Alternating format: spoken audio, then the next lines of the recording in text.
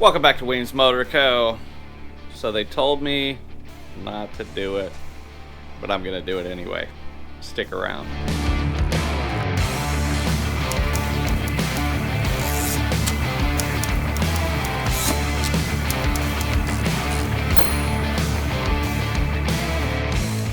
Alright, so here's the deal.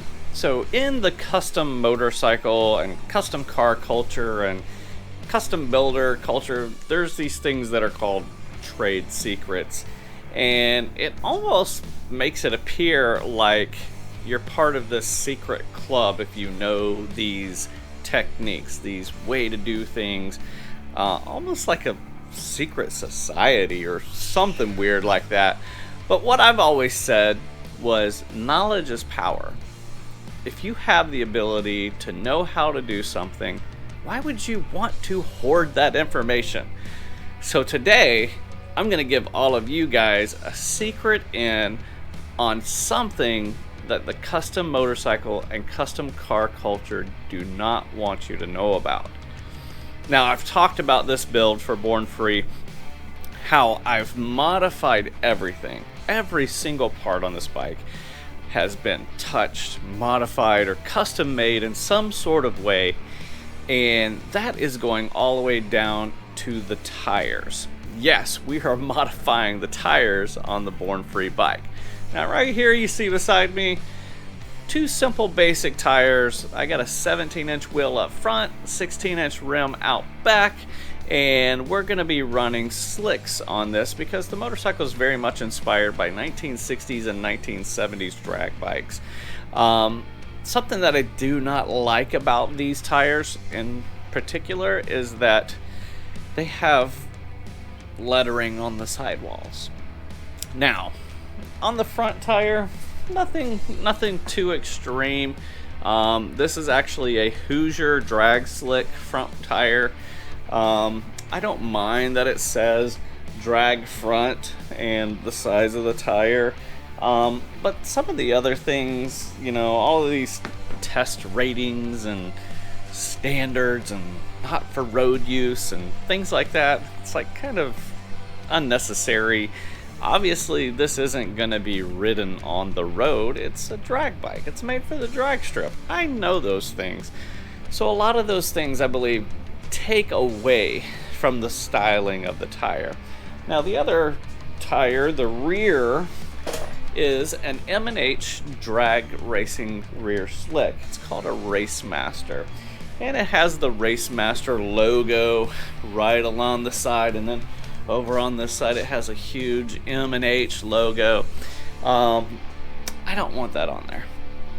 I'm gonna do something different because I can and because I want to. So today it's gonna be sort of a how-to. I'm going to show you the technique that I use. Not everybody in the industry uses the same technique, but I like to do things the way they would have done it in the 60s and 70s with the least amount of tools possible. Nothing spectacular, stuff that you guys should have around your shop. And we're going to shave those lettering off of the tires and get them ready for a custom touch that I'm going to do. So that's what we're doing. We're going to grab some tools, we're going to grab some stuff, and I'm going to walk you through how I, Weems Motor Co., does this technique. Let's do it. Alright, so the general idea on removing any kind of letters or texture or accents on a tire is to essentially sand them away. Now, there's a few different techniques in doing that. I have some friends in the industry who actually take a sanding block and sit there and really easily just sand the stuff away. It's a long technique, and you go through a decent amount of sandpaper. I'm a little bit more impatient. However, with this process, you still have to be careful. So I like to use Scotch-Brite. Now, Scotch-Brite is something that you can purchase at your local hardware store. You know, places like Lowe's, Home Depot, Walmart. They carry essentially all of these things. But there's a few other little tools that I use that I have to order online because they're not readily available in the market. Maybe in your area, maybe in your town, you have places that'll carry these things, but online sources are always out there and available. The most important thing when you're doing this, as I'm doing it, is my wheel's already finished. And if you're doing this on a car or a motorcycle and you don't want to take the tire off, it's really important that you protect that rim, whether it's chrome, aluminum, or like me, powder coated. So make sure that you have a roll of some masking tape, duct tape, something that's going to keep you from dinging or scratching or marring the surface of your wheel, because you will be getting kind of close to it. So that's really important. Make sure that you grab some tape. Like I said, I like to use Scotch-Brite. A lot of people immediately go to, like a die grinder where they use these little Scotch-Brite pads. They come in different colors, and each color represents a different grit of aggression to take that texture off the tire. So I don't like to use those. First of all, those pads being flat like that, they end up leaving these little swirl marks in the surface, and you want that surface to look really smooth when you get done. So I veer away from these. I don't use them. They're great for metal work, but when you're working with a soft material like rubber, not conducive. So in place of using those flat, harsh, grindy Scotch-Brite pads on your DA sander, what I prefer to go with are these little things. Now these are still Scotch-Brite. They're just little Scotch-Brite balls that you can use in a Dremel. With these, they're not a flat surface, so you're not going to get those radiused, crazy harsh lines. And these are a little bit more forgiving. You can get tight into those little spots with the with your Dremel, and to get those little fine details out. Now they do make these in many different grits and many different sizes, but I like to use these two in particular because they match up also with this style of Scotch-Brite pad. So the two grits that I use are 320 grit and 600 grit. Now that's pretty light sanding when it comes to Scotch-Brite, but with this project you don't want to be very aggressive.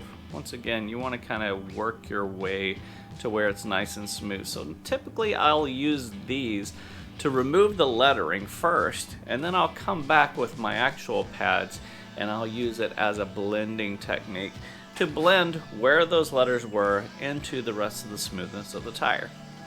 The last thing that you'll need is some brake cleaner, and brake cleaner basically allows you to wipe away all of that buildup. Now typically on tires like this, there's almost like this waxy coating that ends up being on it. Drag slicks, you don't typically have to worry about it too much, but like on your typical tires, there's this like film that they put on there, and maybe you're working with an old tire that has road grime and oil and things like that on, so you want to use that brake clean to get all of that off. You could use also acetone, but that's your final stage of getting everything nice and smooth and cleared out, so it has that nice uniform smooth look. Pretty easy. Shopping list. Buy those items. And let's get to work.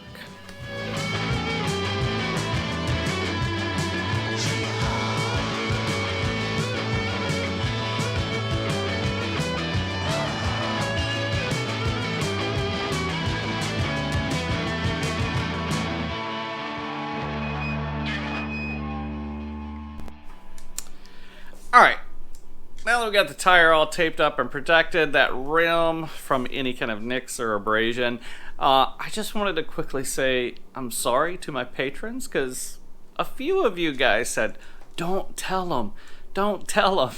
And that's what Patreon members do. They're amazing. They're there. I bounce ideas off of them. So if you haven't had a chance to join our Patreon, go over to Patreon. Just check out Weems Motor Co. Get some free stuff. That's what we do with our patrons. Now, we're ready to throw some abrasion at these tires. Let's do it.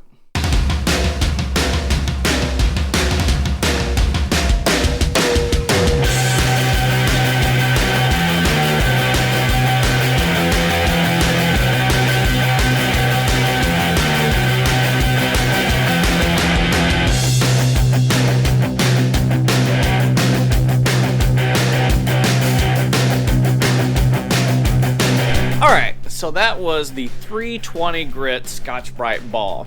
Now, something really important to remember as you're doing this procedure is that you start with your harsh grit first. So we started with that 320. Now we're going to move our way up to the 600 grit Scotch-Brite ball. It's not an easy process. You gotta be smooth, you gotta take your time, but I promise you, it's gonna come out amazing.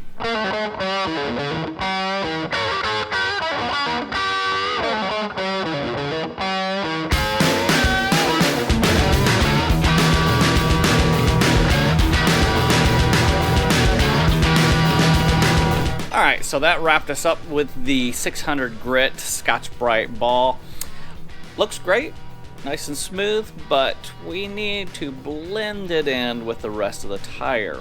What we need to do is to get our Scotch-Brite pads and start feathering out those edges so that we make sure that it is invincible.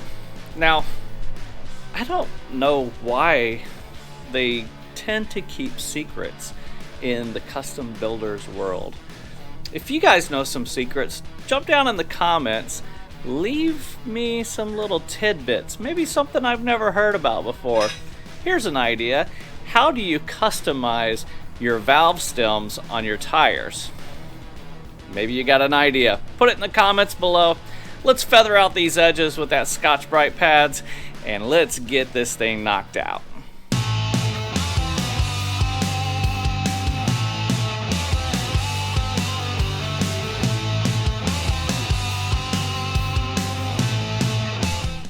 Alright, well that ain't so bad. That 320 grit Scotch-Brite pad seems to do the work, but we gotta get it a little bit more smoother, feathering out those edges. So we're gonna go to the 600 grit Scotch-Brite pad in green, and we're gonna get this thing knocked out. What do they say? We're gonna be cooking with grease or oil or with heat, fire. We're cooking with something, so let's get it knocked out.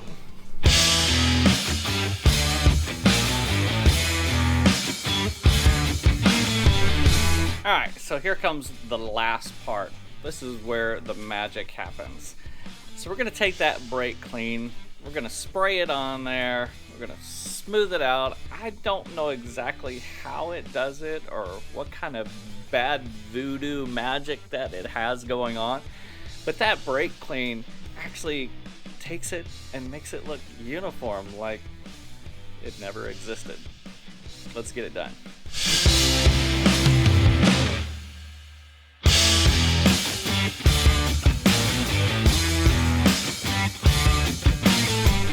And there you have it. That's a wrap, folks.